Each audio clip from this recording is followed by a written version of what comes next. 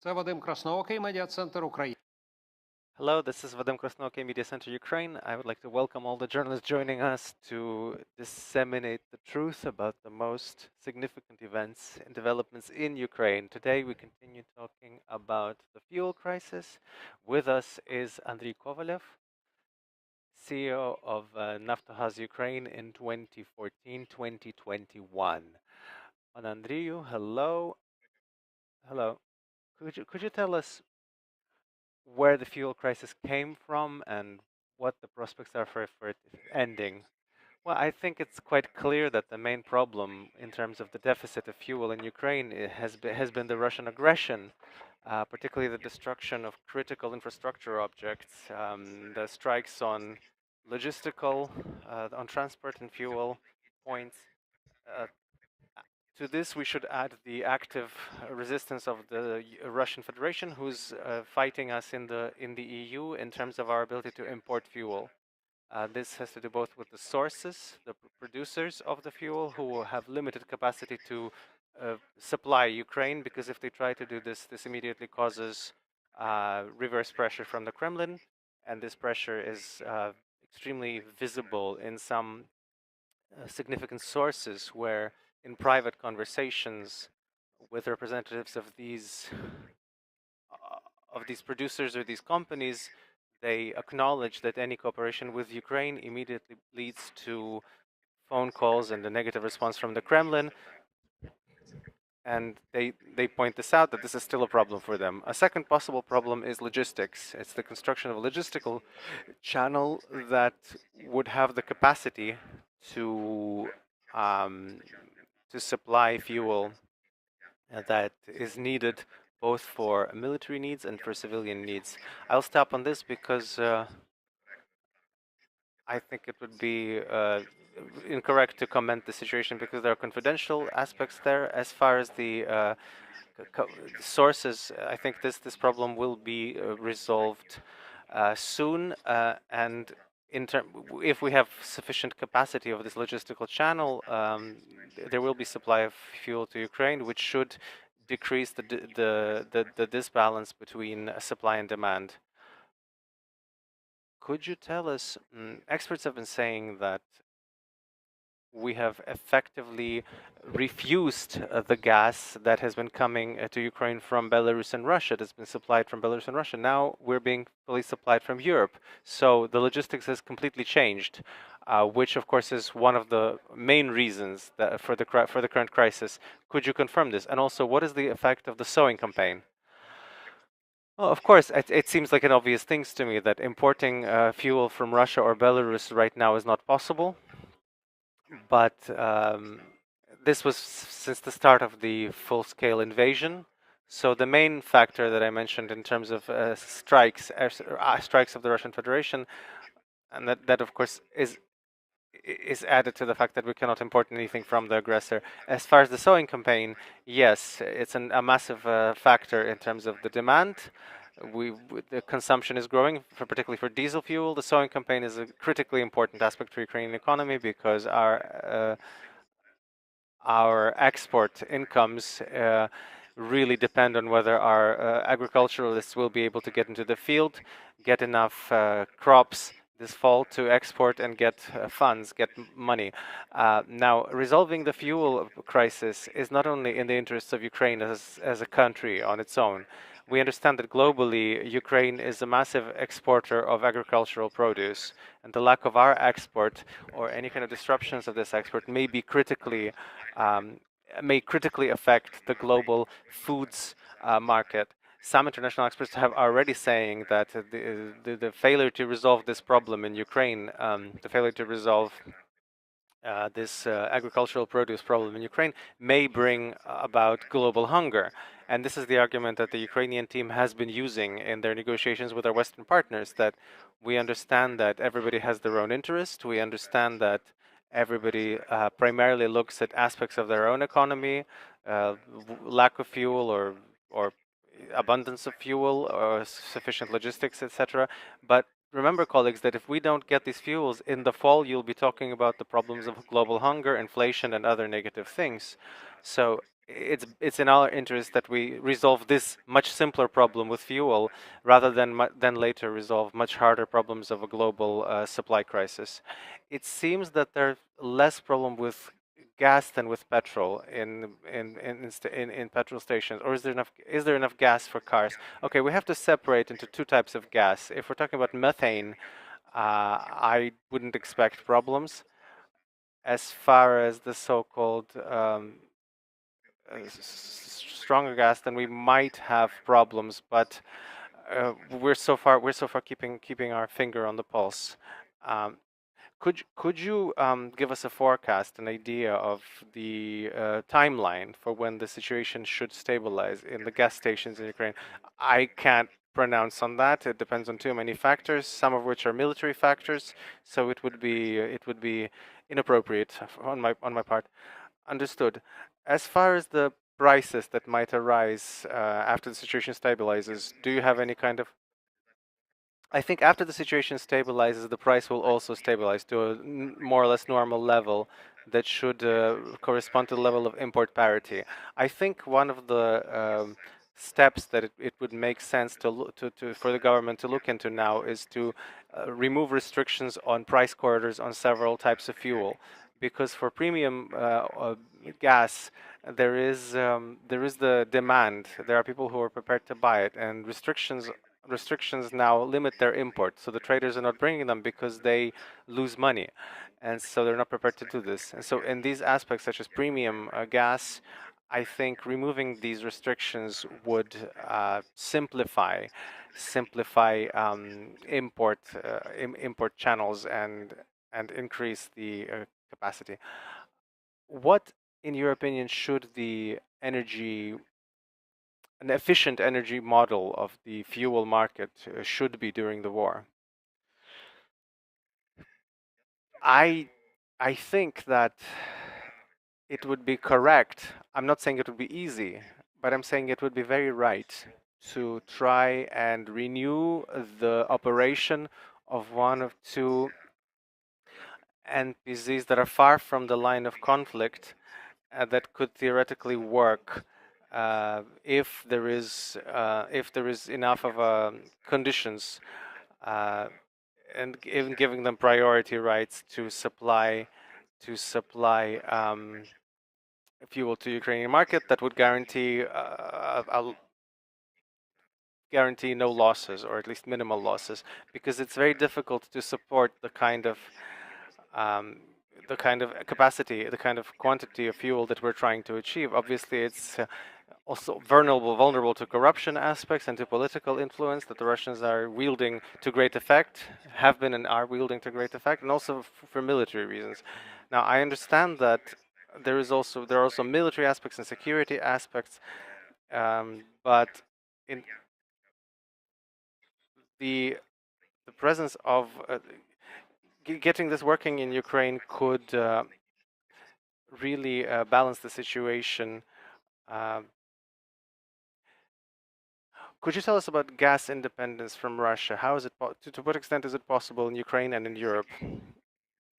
As far as I know, in Ukraine, this is more or less a fact, and I think that some of the experts were arguing why we weren't buying fuel from Russia, or Russian gas. I think most experts have now understood why we don't. We don't buy Russian gas, we don't purchase Russian gas, and I think this is a great boon for us as compared to other European countries. As far as other European countries, it's quite possible, but the question is, how do we measure what the possible and the impossible? In terms of replacement of the physical quantities of Russian gas, we do have sources that allow us to do this that would allow this to be done quite quickly. They would require that people make decisions that make sense economically and physically, but not that are not popular in terms of, shall we say, populism, or more like, for instance, the refusal of Germany to bring back nuclear plants that have been recently stopped because they have been conserved. They they can work, and there is the possibility to get fuel. And the EU has recently recognized nuclear fuel as something that corresponds to the conditions of green transition. Now, this is not done only for political concerns of some part of the only reason this is not done is because of political concerns of some political parties, because for very long they have been anti-nuclear energy. They seem to feel that they have no right to change this. I disagree. I think it's a very primitive kind of look that will harm them later in medium term or long term. And the sooner the sooner we understand this, the better we will all be. This is fairly simple. More complicated is another example. It's the test. It's a test of the desire to get individual or sovereign gains for some countries that outweighs the gains for other countries. So basically, it's a test of European solidarity that our Western partners like to talk about so much. The problem is that we know for sure that some countries, because they buy gas from the Russian Federation, they get relatively much better conditions than other countries. This allows the economy of this country, let's be more specific, we're talking about Germany. This allows them, with relatively cheap Russian gas, they have built several sectors of the economy that allows the Germans get additional incomes and thus be more competitive and richer. Let's not mince words. Mr. Scholz has said that the presence of Russian gas, the question of the presence of Russian gas in Germany is the question of the welfare of Germans. So the hardest choice that our German colleagues have to make is to set at risk, I'm not saying remove it, because there are many other compensators, but at least partially risk their welfare in order to achieve collective security of the entire European Union and Ukraine. This is the question that is being discussed in the European offices of power. This is to do not only with Germany. This is critically important also in Bulgaria, in Slovakia, in Hungary, and without a frank answer to the question of what exactly do these countries plan to do to support European unity and ensure a collective European security, what risks are they willing to take? What economic boons are they willing to jettison? Until we answer this question frankly, we will not see gas sanctions or oil sanctions. And I will just say that the idea of providing certain exceptions for certain countries that is being discussed in Europe right now is incorrect and very dangerous, because it will be very difficult to explain to a German voter why you cannot buy Russian oil in Germany. Let's not name countries, but in some other countries, let's say somewhere in Central Europe, this oil is being bought at a discount at about $40 per barrel, which is unprecedented, and then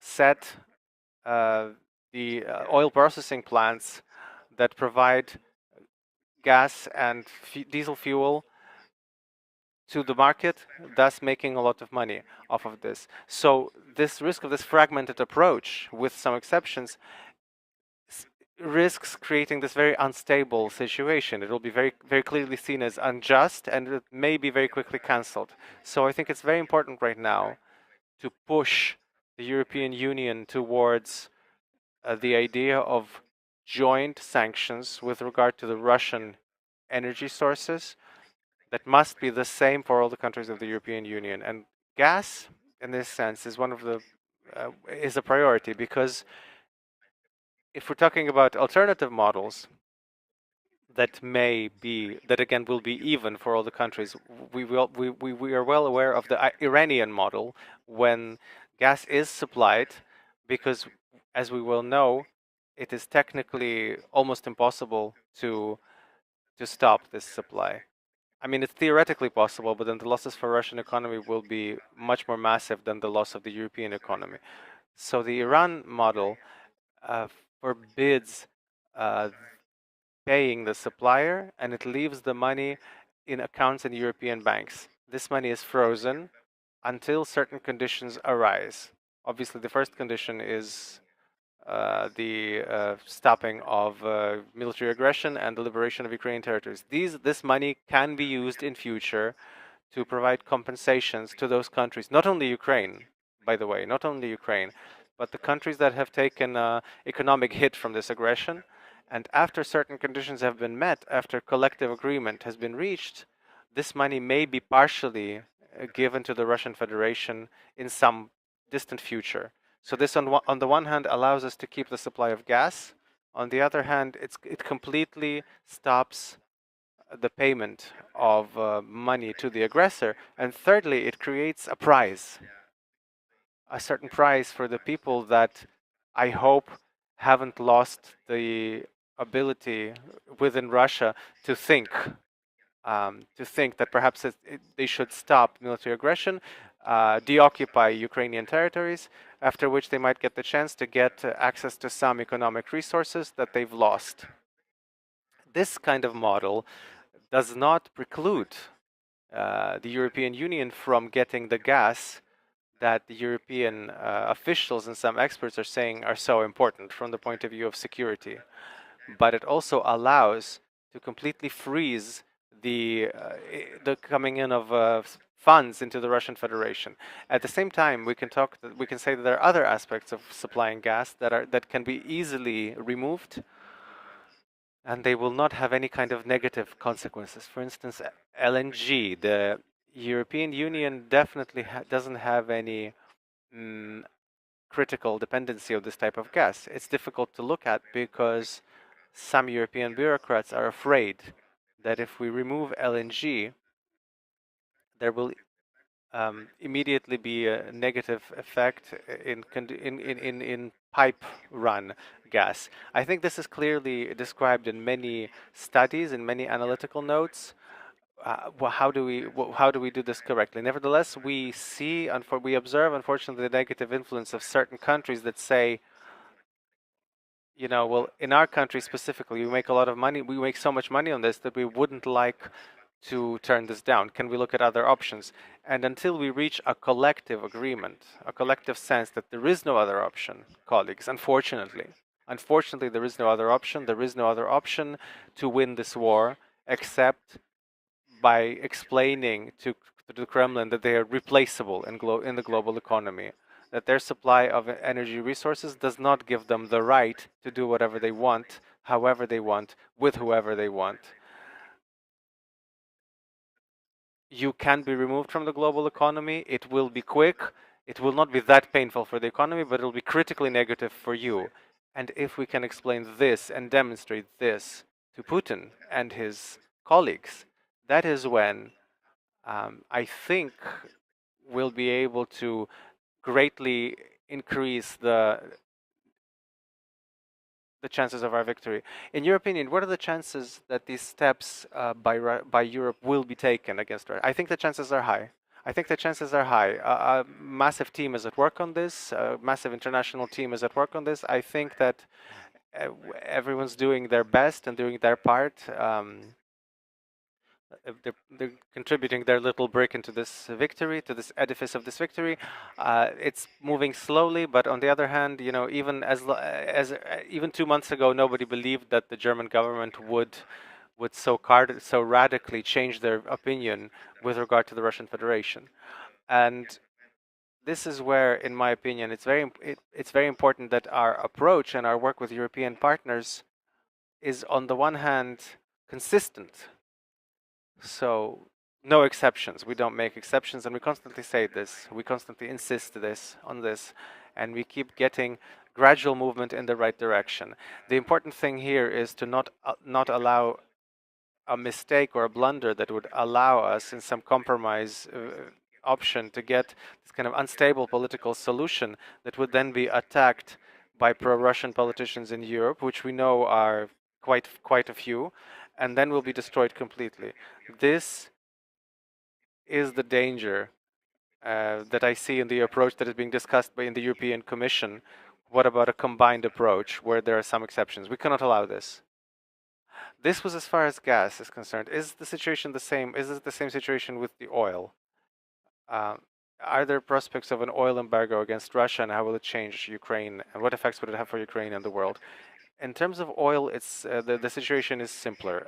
Obviously, there are things that can replace oil that are accessible, and in order to make them available, the European economy or the Euro Commission or the European countries will have to take a risky step.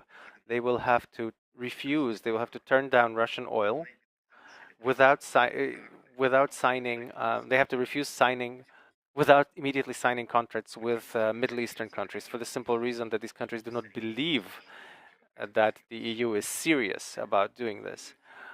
When they do this, and this seems similar to the kind of ideology that Ukraine was using in 2014, when at first there was the cutting off of supply.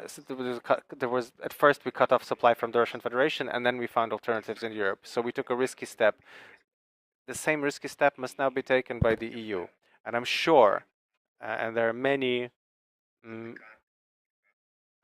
in things that indicate that as soon as this is done, we'll get a radically different position uh, from, let's say, a supplier like Saudi Arabia. Right now, everyone says they're not ready, they don't want to. Of course, they will not be ready, and they will not show readiness until they see that Europe really has turned down Russian oil and really opened the market. They will especially speed up their movement in terms of signing contract with European countries when they see that some other country or some other supplier of oil has made the first contract for, let's say, 10, 20, 30 years. So when they see that this large pie of the European oil market is gradually being nibbled at by other suppliers, then Saudi Arabia will change their rhetoric, will change their tune, and will start working constructively and pragmatically.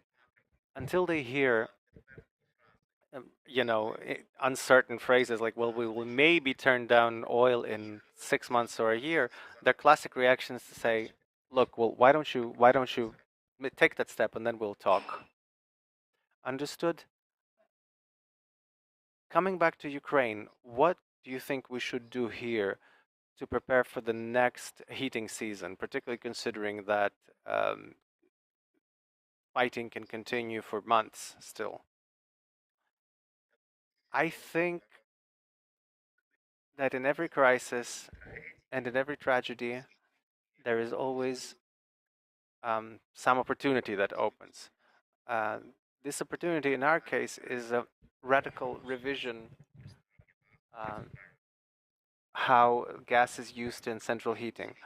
Uh, it was always inefficient and remains inefficient, and considering the number of populations that have changed, that have been internally displaced, that are now live closer to the west, closer to western Ukraine, we have to rethink the rules and introduce the regulations, and introduce the kind of new technical changes that would allow the efficient use of gas in central heating systems.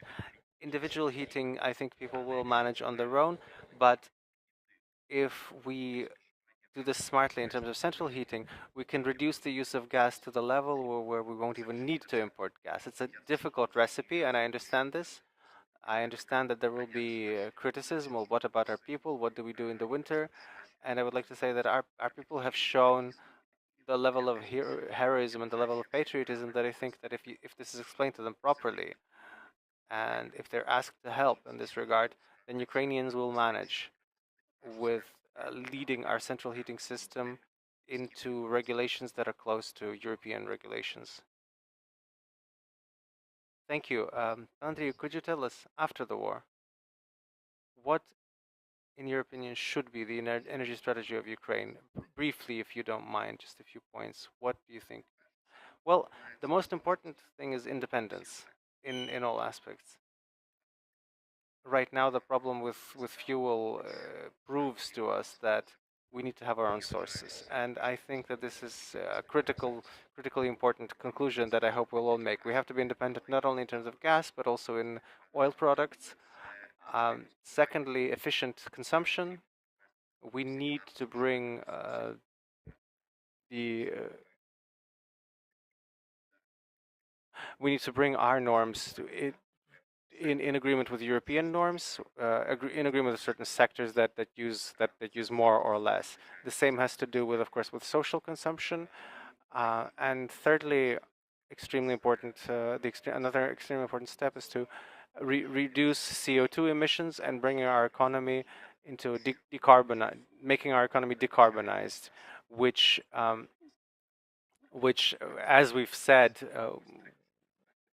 and which I hope we'll hear, we will see a certain nuclear renaissance.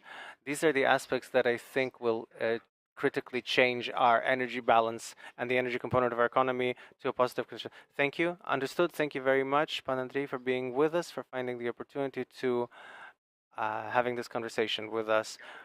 Thank you.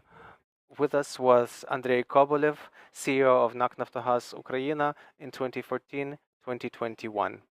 My name is Vadim Krasnookий, Media Center Ukraine.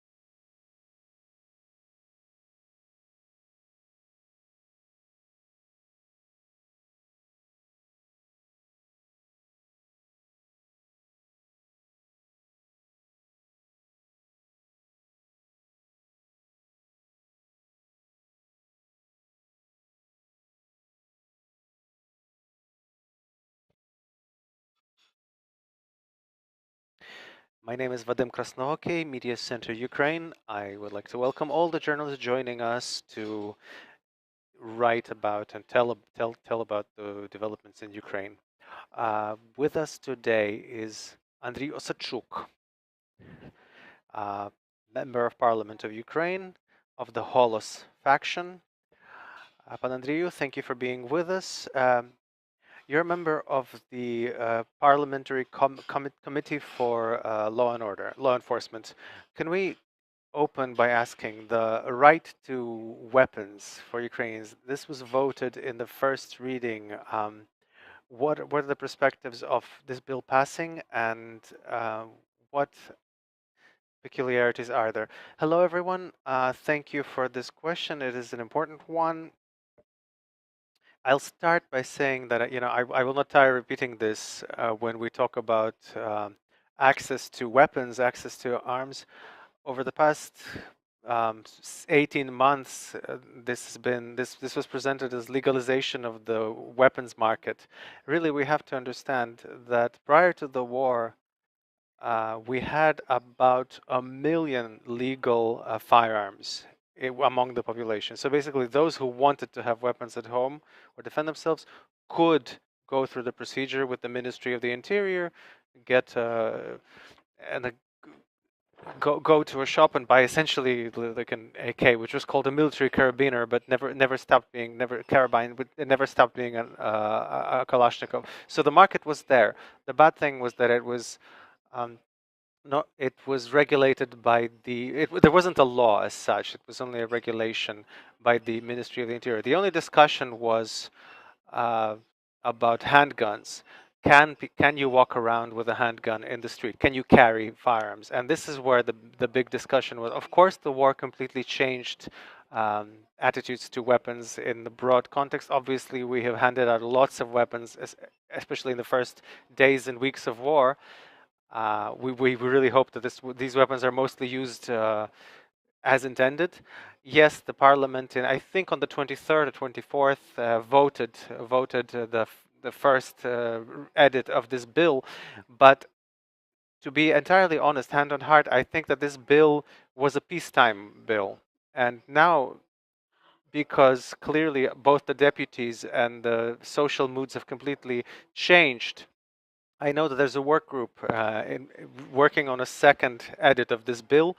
We really want to make it quite liberal. We really want to liberalize access to weapons for the citizens, but I doubt that it will be possible to take that peacetime bill and fully rewrite it to suit the requirements of the society today. So my answer is definitely a law will be passed. I'm sure that it will be very liberal. Clearly, the war forces us to welcome unarmed citizenry.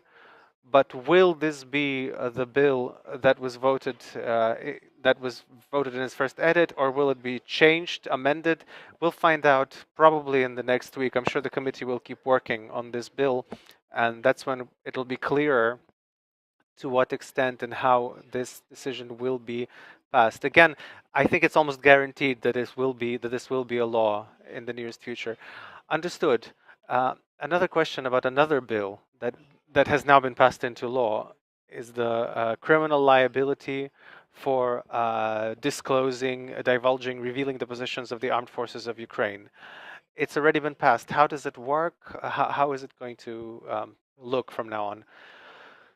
This was passed, if you remember, as an answer, as a response to this kind of mass publication of photographs and video materials, footage on the relocations, on the movements, particularly the movements and the locations of the Ukrainian armed forces.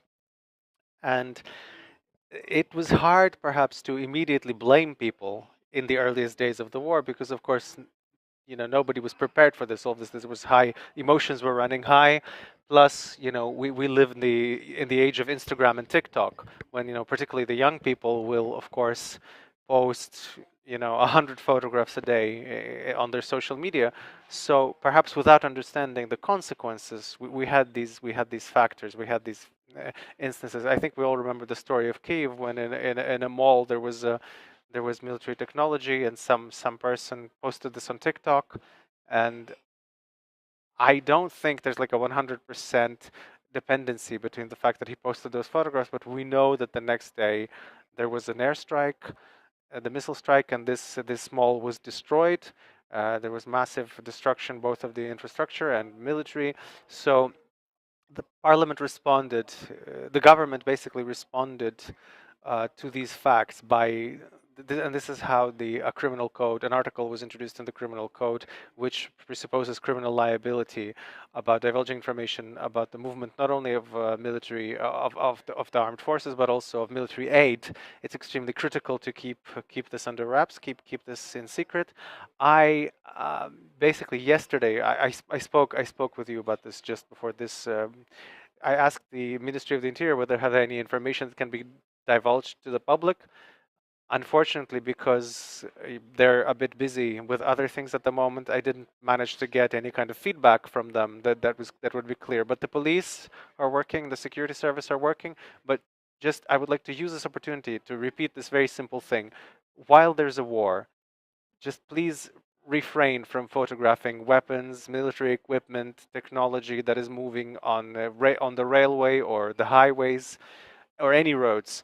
Please just don't photograph. It'll just be easier both for you and for the security of the armed forces.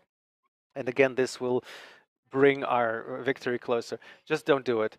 Thank you. It's very important that people understand this, but also now we have to remember that there's also you might be criminally liable now. Yes, of course. Yes, now this is a crime. This is not just it's not just me being a kindly parent, but now there is a criminal liability. So just to maybe don't uh, don't increase the load of investigations on the Ukrainian law enforcement bodies, because any fact forces the police to waste resources on starting these investigations, starting these cases. We have a lot. This resource is needed in other places. Please just forget.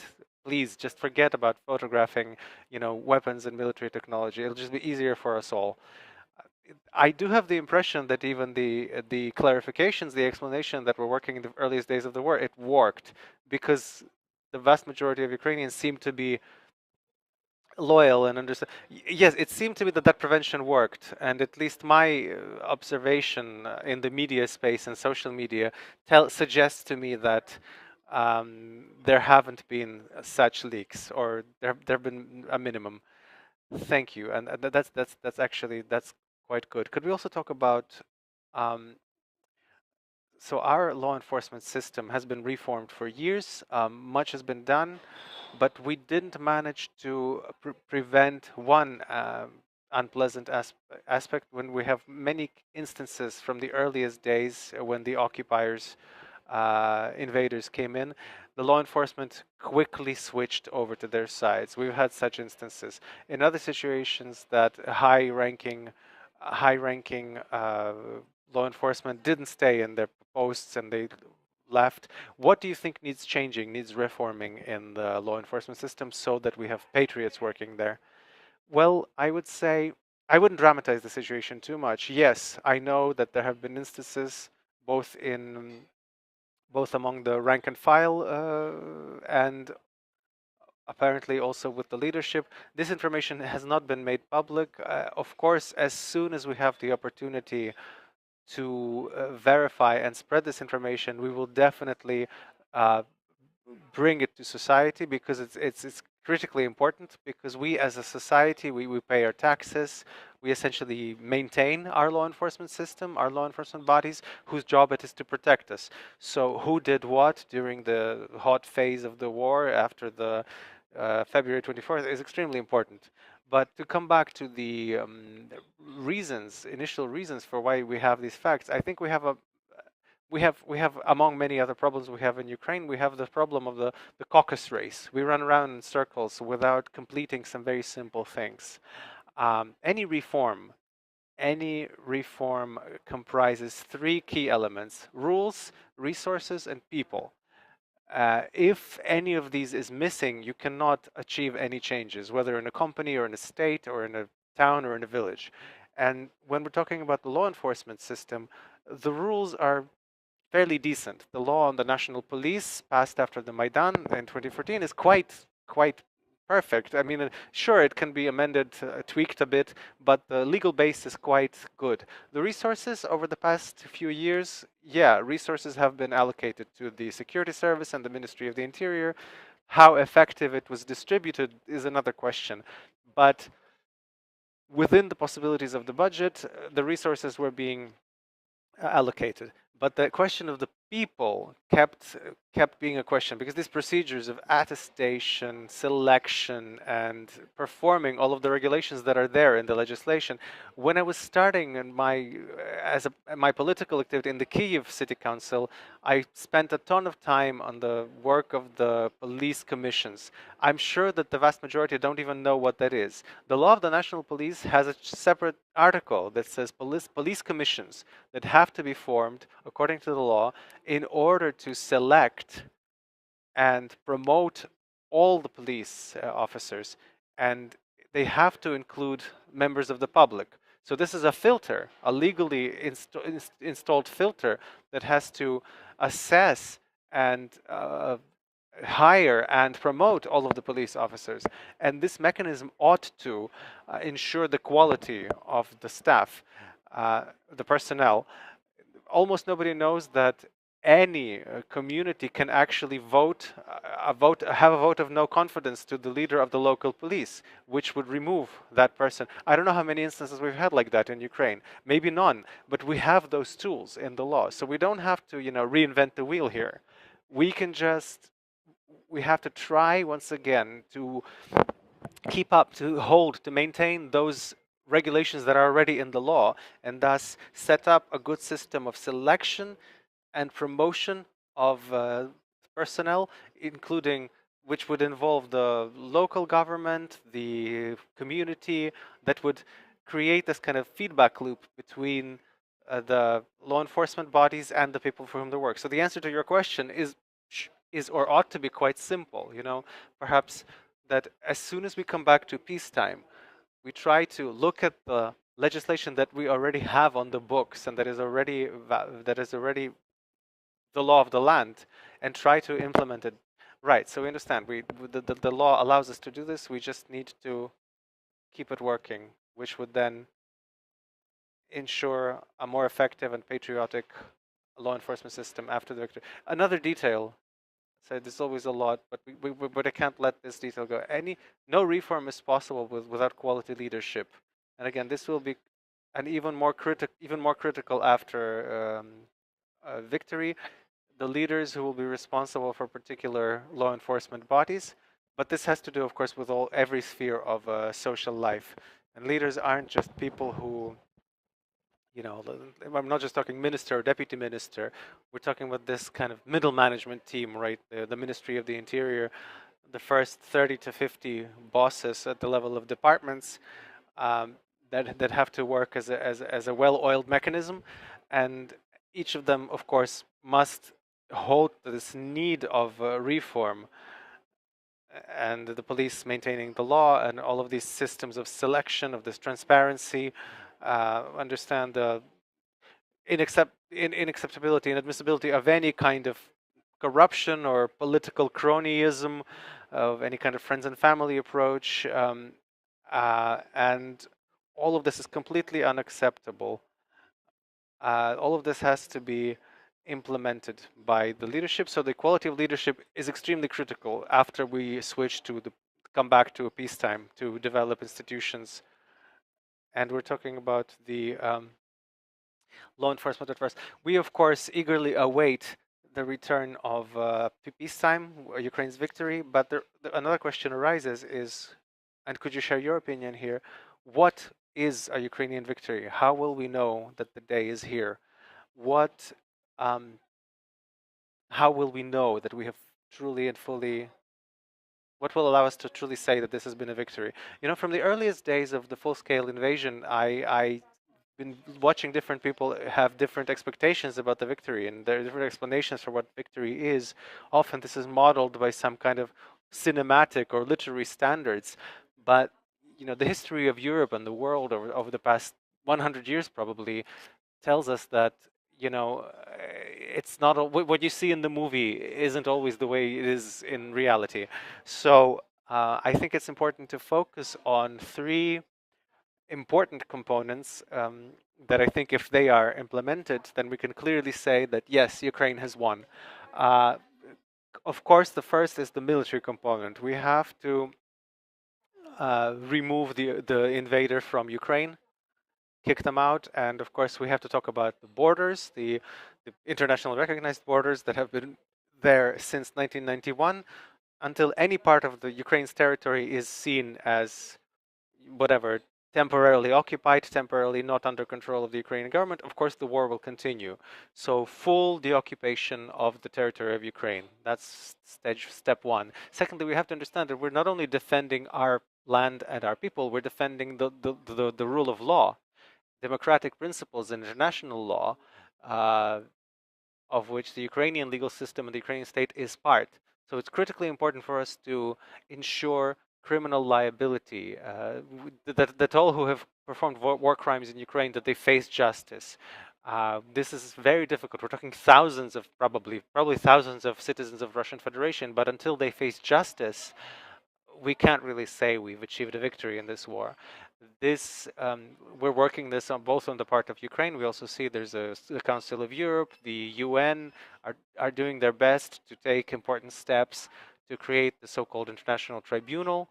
Perhaps this will be a solution for how it will all work legally. A third, no less important component is the reconstruction, rebuilding of Ukraine. This large-scale war has already brought about massive losses, billions. So nobody knows for sure. There different people have different monitorings and different calculations.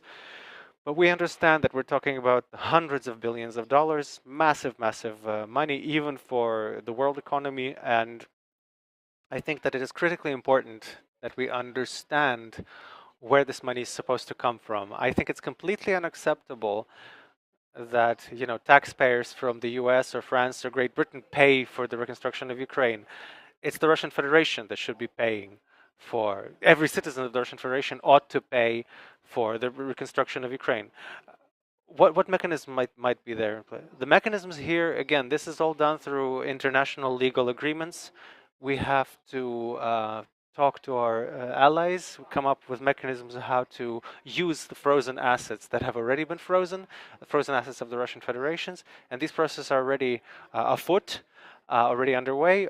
Also, we've had these precedents in Afghanistan and Iraq and other totalitarian regimes when the United States and other countries essentially essentially confiscated assets and sent them to the reconstruction and support of various countries. So we have to implement this part of this exercise, and we understand that we're talking hundreds of billions of dollars of Russian assets that have already been frozen, but we also understand that we will need money long term. So I think that we'll have to look for a mechanism, perhaps of bringing in money from the sale of Russian fuel, some kind of what they call revenue sharing in English. So a fragment of section. Yeah, the majority of the revenues from oil and gas that will of course be needed, that the world economics will need, and the world will be needed. So the most of this revenues goes into some kind of foundation that can be controlled by our allies, of course with the participation of Ukraine, and that would then be used to the reconstruction of Ukraine. But the victory will be when we have built a European, modern, also including infrastructurally modern Ukraine. And this will need massive resources and time, but I know for sure that it's possible. And once we achieve these three goals, then I will clearly say, then I will have no qualms about saying we have won on this war. We have won victory. Fight and we shall prevail. Thank you, Pan Andriy, for coming to us and for joining us today in person. Andriy Ostapchuk, Member of Parliament of Ukraine. We are at the Media Center of Ukraine. My name is Vadim Krasnooky.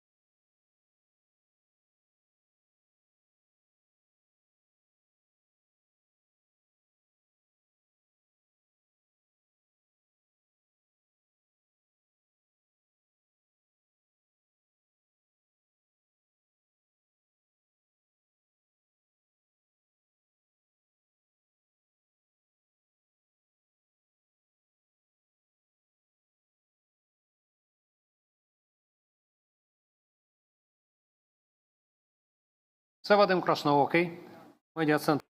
My name is Vadim Krasnookey, Media Center Ukraine. I would like to welcome all of the journalists joining us to disseminate the truth about the most important developments in Ukraine. Every day we await any kind of hopeful tidings from Mariupol and Azovstal, the Azov Steelworks. With us today is Vadim Boychenko, mayor of Mariupol. Pane Vadim, welcome. What is the situation in Mariupol and Azovstal today? The situation was and continues to be, unfortunately, extremely dire. After the two missions headed by the UN and the International Committee of the Red Cross took place,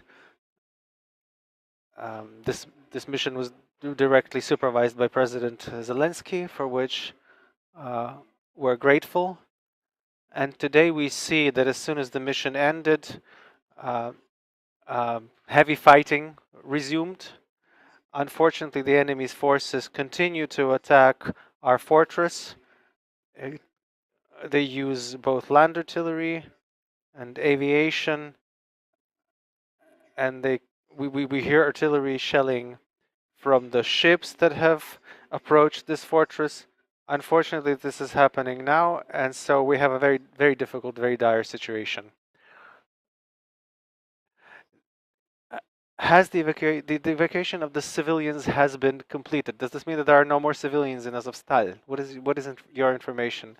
We're talking to our military, and in order to 100% confirm that the evacuation of the local population has ended, we have to have a reliable, we have to have a ceasefire, a clear ceasefire, so that we can go through all of the shelters and make sure that everyone has been evacuated. Unfortunately, we've had no such opportunity. We saw what the Russian forces did when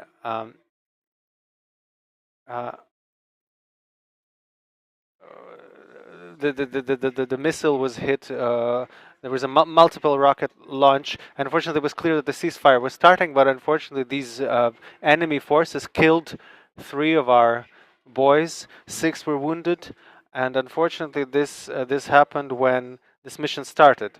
So our heroes not only defend, they also save lives, and they often paying the ultimate price, paying with their own lives. And so we have to understand that it is only when we have a clear ceasefire, it was only then that we can answer this question, whether the civilians have all been evacuated or not. There are some estimates according to which there still is civilian population waiting for evacuation. So through heroic efforts, we've managed to evacuate many civilians from Azovstal, but we cannot be certain that they have all been evacuated. As far as Mariupol, have people had the opportunity to leave in the direction of Ukraine? Unfortunately, we see that the evacuation missions that had been started and the sites for that we're supposed to take our people from Mariupol to join this mission. Again, the first mission had 50 buses, and these buses, unfortunately, at no point that was determined by the Russian military where did the buses stop. The buses did not stop, did not pick up people from our city that massed there, were waiting for this evacuation. They stood there for 3 days, and unfortunately they never left to the Ukraine-controlled territory. So Russia determines and always continues to lie routinely and continues to fail to uphold the agreements it itself has agreed to. The second mission, the same thing happened, the same scenario. They used also people gathered. Many people gathered in the locations that had been announced next to the port city in Mariupol. People were awaiting evacuation. Many people on the ring, but unfortunately, the enemy didn't allow our people to get on the buses and leave into Ukraine-controlled territory. Unfortunately, not a single car was allowed to join the column. So today, like common terrorists, they keep people hostage in this ghetto that they've created. They have thrown Mariupol 70 years into the past. And today there was a yesterday there was a kind of a blood Sabbath in Mariupol. It was called the so-called parade, screaming hooray. What were they cheering? The murders of 20,000 people in Mariupol, just so that we understand that over the 2 years of the Second World War that touched Mariupol, over the 2 years of the blockade of Mariupol, Hitler killed 10,000 civilians in Mariupol. That's over 2 months. Over 2 months now, the Russian forces have killed over 20,000 peaceful people, and they're cheering on this, cheering the destruction and the killings in Mariupol, the women and the children that they have killed in the drama theater. The cynicism that we saw yesterday in Mariupol is dancing on the blood and the bones of the people that have recently been killed in Mariupol. Of course, this is horrible to observe and to hear. It is important also to hear from you that there are quite many Mariupol residents who would want to leave into Ukraine, but unfortunately, this is completely up to the enemy right now, and so we cannot state when this next opportunity might arise for them. Could you tell us, as what happens to the residents of Mariupol after they leave the city?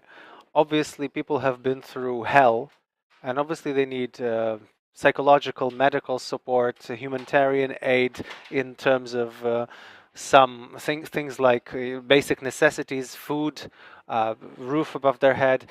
Is there any kind of centralized program that rehabilitates and resocializes residents of Mariupol, or who does this?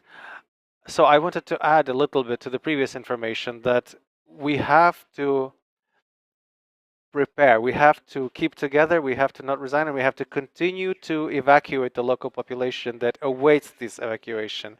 They expect more green corridors, they await these announcements. And I would like to thank the president of Ukraine for who do everything they can to ensure these evacuations continue. Irina Vereshchuk, we have to understand that over 100,000 local population are still awaiting to have this opportunity to that they have the chance to save their lives. So I call on everyone to join their forces and not to give up in the face of this very difficult situation. As far as what we have today, we have now over 200,000 people that have been evacuated. They have been relocated in various cities of our country under Ukrainian control. We have created two centers for the support of family support centers where people from Mariupol are working for other people from Mariupol. The idea behind these centers is to help people with the social protection, legal aspects, providing information, restoring people's documents, the humanitarian aspect, primary medical care, and the possibility to receive some medications. We have psychologists working, children's psychologists, adult psychologists.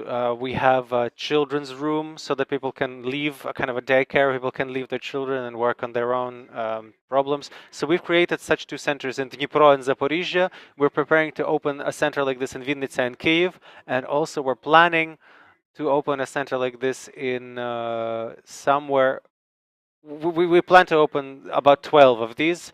The main goal here is that aid reaches people from Mariupol, so that Mariupol don't have to waste time looking, but aid reaches them. And I would like to thank our international partners joining these efforts, and we have this partner that is supporting us very powerfully. They have funded the opening of 6 centers so far that we will open in various towns of our country. I'm glad to hear that this aid is being offered, that these centers are being opened, and that people from Mariupol are not abandoned to their fate, particularly considering what they've already been through. Could you tell us, Azovstal and our military right now, there's combat going on right now. Many have been wounded. Many of our heroes have been wounded. What are the chances of extracting them from there? Yes, we hear there are many calls to, all of the military from Azovstal must be evacuated, must be extracted. What could you say about this? I can only say so far that today President Zelensky is doing all that is possible to ensure that this happens, that everybody is evacuated. All the locals are evacuated, the wounded are evacuated, the doctors, and this is a lot of efforts are being put in that direction. I can't tell you more right now. Thank you. Could you tell us about the war crimes of Russians? How are they noted, and who is that information passed on to? So we have the mayor's office working on this. The city council is working on this. We note all of these crimes, and there have been numerous. We've had over 800 instances so far that we have confirmed. Then we pass them on to a regional attorney's office. Then all of that is accumulated in the office of the attorney general. And then there's a separate case of Mariupol, both as genocide and war crimes by the Russian occupation forces. And these enemy forces have perpetrated in our city by destroying many social institutions, killed many people, and today we have residents who have already left the city and providing crucial testimony in terms of war crimes. We've had many such examples that you have heard, both the maternity ward in Mariupol that was destroyed by an enemy plane, and the drama theater where many people, many local population, women and children died. The first hospital where people were burned alive. Wounded residents of Mariupol were burned alive, and many other such a lot of other such testimony when a food supply was destroyed that was working. I was working to supply bomb shelters and student dormitories. We have had many such examples of war crimes by the Russian occupation authorities, and particularly the criminal in chief himself, Mr. Putin. So this work is continuing, is ongoing, and we will do our best. We will fight, do our level best to see that all the criminals face justice for their crimes. Thank you, Pane Vadim, for finding the opportunity to be with us and for all the work that you're doing for Mariupol and for Ukraine. With us was Vadim Boychenko, Mayor of Mariupol. My name is Vadim Krasnooky. This is Media Center Ukraine.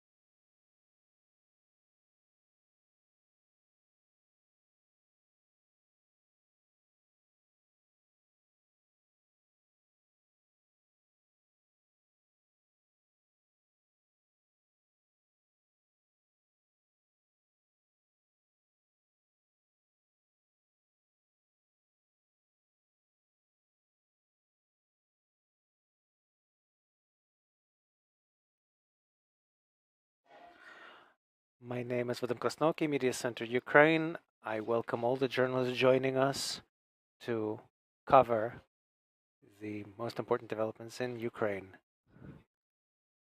Today, we are looking at the situation on the Ukraine's borders. With us is Andriy Dempshinko, Speaker of the State Border Service of Ukraine. And Andriy, welcome. Hello. There's a lot of attention to Odessa today. We have missile strikes every day, and we have Transnistria right next door. We have Russian military there. There's been provocations there. What's the situation on the Ukrainian borders with Transnistria? First of all, the border, with the Moldova border on the Transnistria segment is defended. Not only with the forces of the State Border Service, but other elements of the defense sector. We're working with the National Guard in order to ensure order in this area and to preclude any provocations that the Ukrainian Federation might start, because we understand that both the territory of Belarus, much like the territory of Belarus, Russia might use the territory of Transnistria to escalate in Ukraine. The only thing I would like to mention is that specifically on the Ukrainian section of the segment of the border, we have not seen any provocations. Of course, we are keeping our fingers on the pulse with the situation in Transnistria, when people are talking about shellings and shooting at the border. The various social media groups frequently write of various fires next to the border. We would like to say that none of this has not happened on the border line in Ukraine. Ukraine is not undertaking any aggressive activities, any offensive activity. We're defending ourselves in a war that Russia has started against our country. So on the part of Ukraine, there hasn't been any firings or shooting or shelling on Pridnistrovia. What about on the part of Transnistria? Do you see any real danger that is noticeable to your services? Well, okay, first of all, I'd like to mention again that next to the line of the border, we do not see any provocations. We don't see any movement of any detachments or troops or technology. At the same time, in our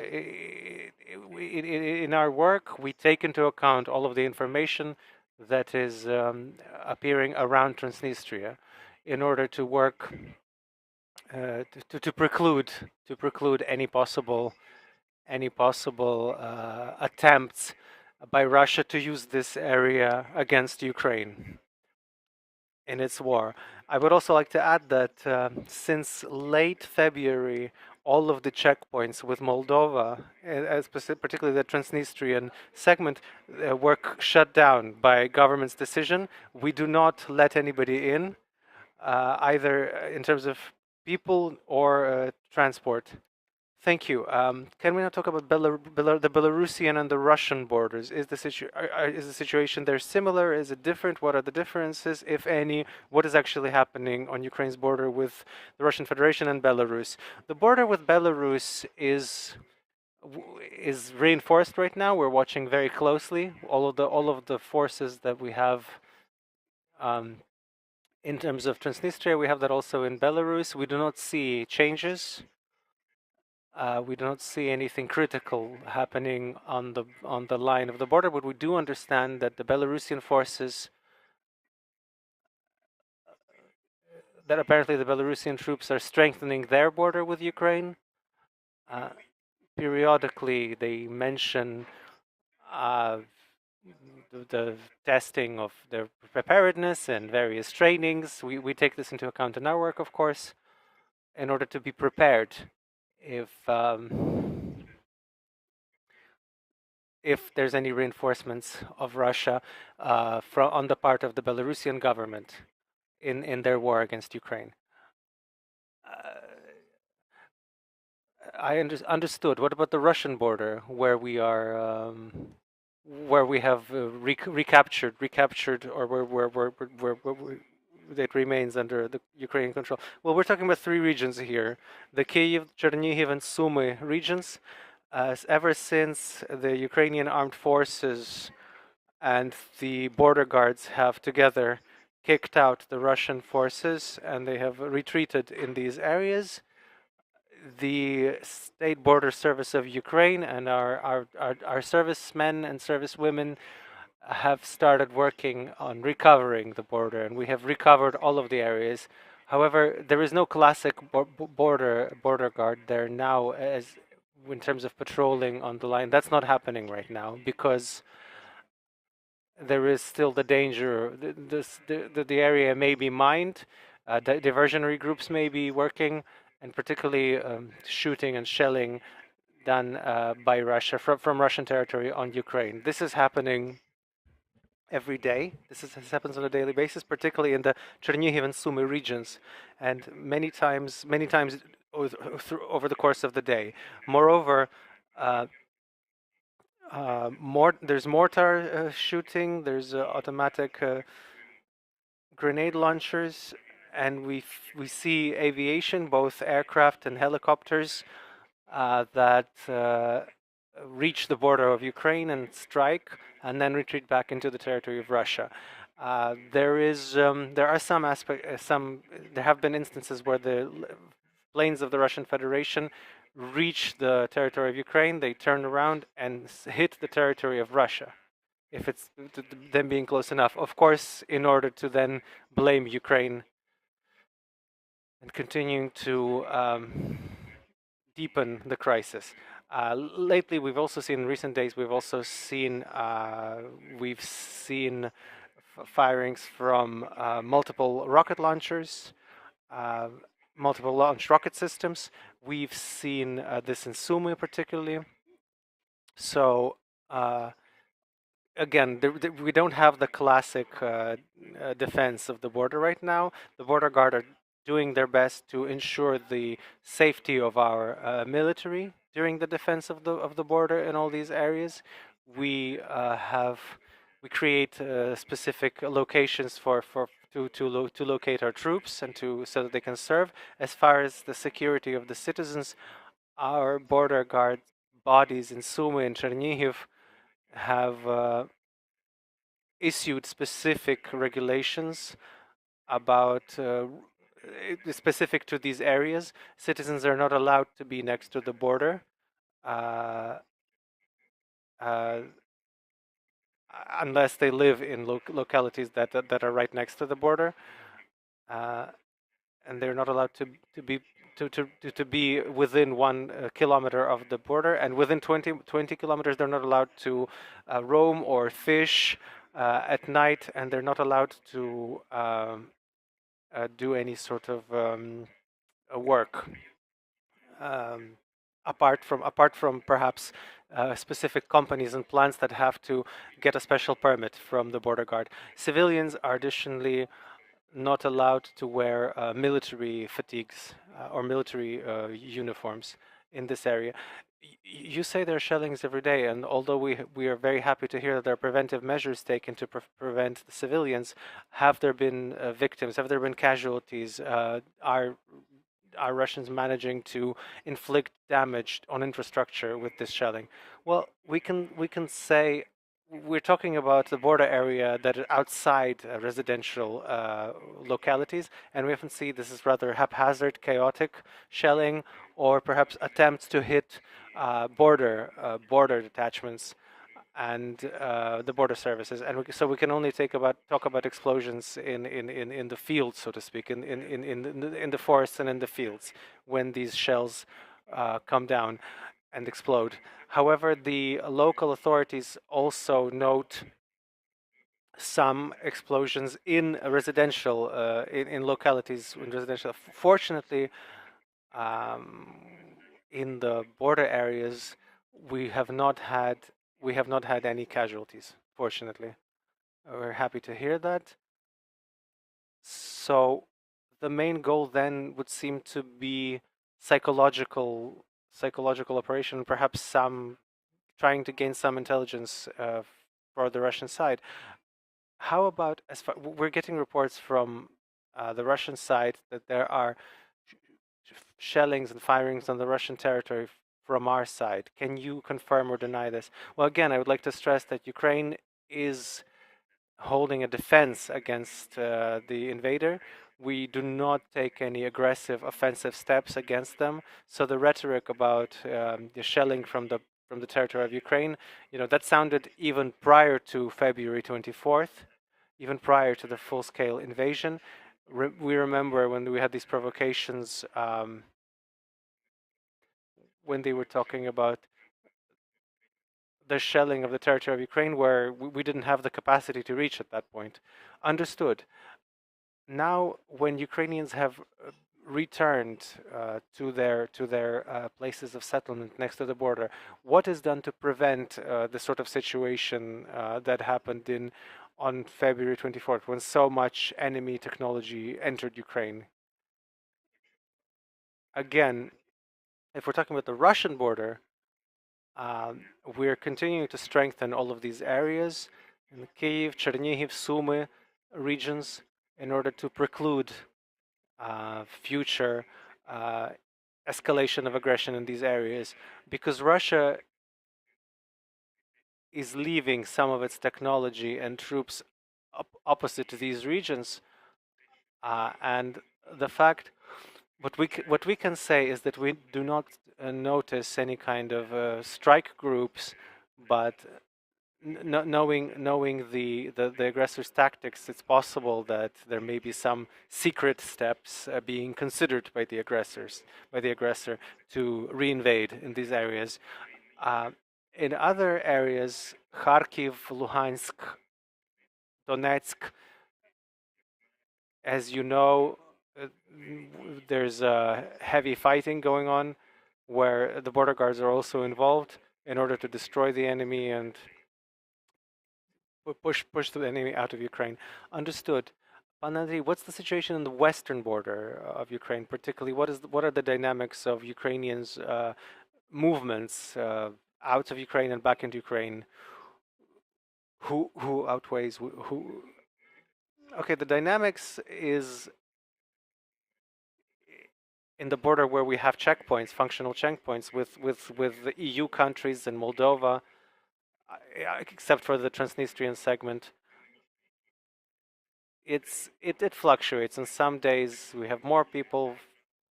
On some days we have fewer people. Usually these influxes happen prior to the weekends, and on the weekend, early in the week, it usually comes down a bit. But on average, we have about 70,000-80,000 people per 24 hours in each direction. With this, it should be noted that people who leave Ukraine, there are more people who leave Ukraine than people who come back in. We've seen the opposite for a few days. This happened prior to the Easter holidays. For 2 or 3 days, more people were coming back to Ukraine, particularly Ukrainian citizens were going to Ukraine rather than out of Ukraine. Of course, this meant that people were coming back for Easter. Right now, of course, we still have more people leaving than coming in, than entering. Overall, since February 24th, the state border has been crossed by about 6,300,000 people, of whom about 400 million people left Ukraine. These are both Ukrainians and international citizens.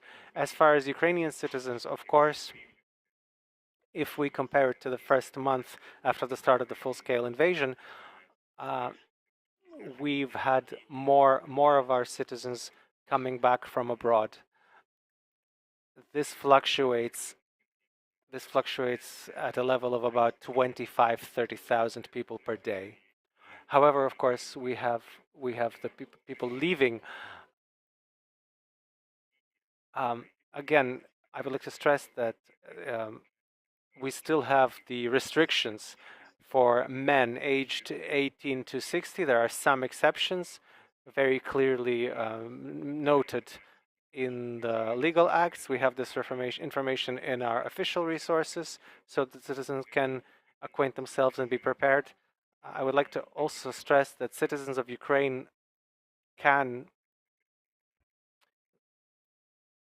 because of humanitarian situations, with some neighboring countries, Ukrainian citizens can leave Ukraine if with their internal passports. However, I would like to ask our citizens to consider that in many instances they will still need an international passport, a travel passport to leave and to leave abroad, and this is specifically required in the countries where they to which they move. So, if you are thinking about going abroad, it's best that you do your best to have these documents made and cross the border with them, so that you have these documents while you are abroad. Understood. Perhaps, perhaps we have questions from journalists in the room. If yes, please. Yes. Hello, Michael Batsurkiv. I will try to ask in Ukrainian. Could you tell us? My friends were on the border, not far from Lviv to Poland, and they saw a line of trucks that was 24 kilometers long. Some of them took 2-3 days to cross the border. I understand that this is because Poland requires a lot of documents and checking a lot of documents. Could you explain why this happens? Why the situation is like this now? Well, I can only speak for the state border service of Ukraine.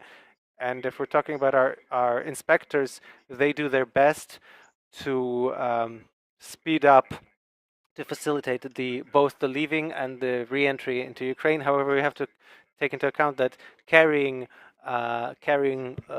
loads and goods needs other documents or other control services, and it's not just the crossing of the border of Ukraine, but other countries, which of course adds time. So, as far as cars and citizens and individual cars who are leaving Ukraine, we don't really have lines. Again, I would like to stress that all of the control services are working as fast as they can to ensure a speedy and comfortable crossing. Of course, all of this is within the legal requirements of Ukraine and the neighboring countries. They have to keep to their legal requirements. Um, However, do you plan to talk to this Polish border service, because it seems to create serious problems uh, for humanitarian aid? It seems to create problems for our supply chain, because the trucks cannot cross the border, and this is now a crisis.